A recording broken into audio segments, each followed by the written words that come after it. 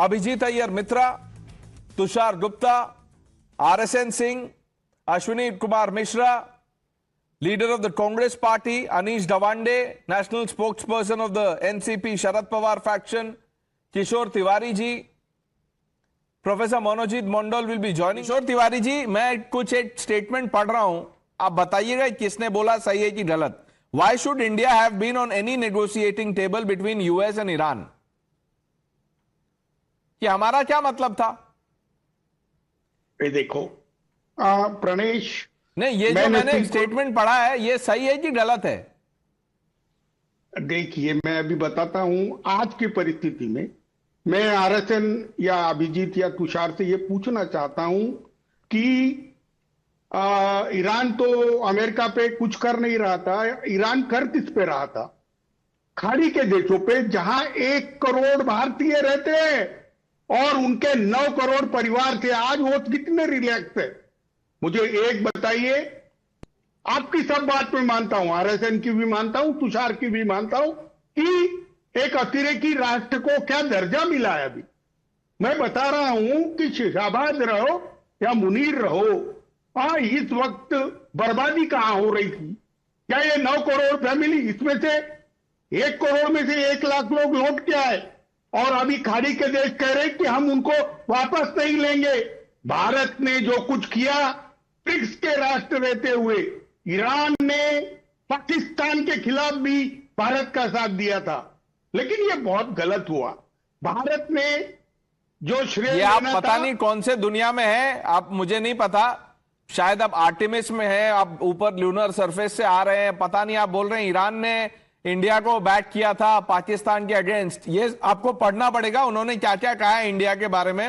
और that's not the matter. Look, like Tushar said, हमने अपने एनर्जी सिक्योरिटी को सिक्योर किया। हमें क्या चाहिए था? अगर कहीं 2 देश या 3 देशों के बीच में वॉर हो रही है किशोर तिवारी जी, तो हमें क्या चाहिए था?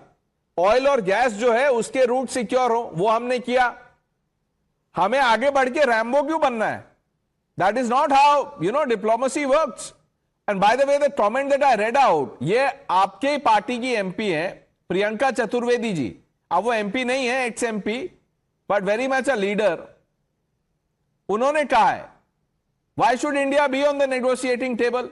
जी, you were making this point about a large number of Indians staying in the gulf.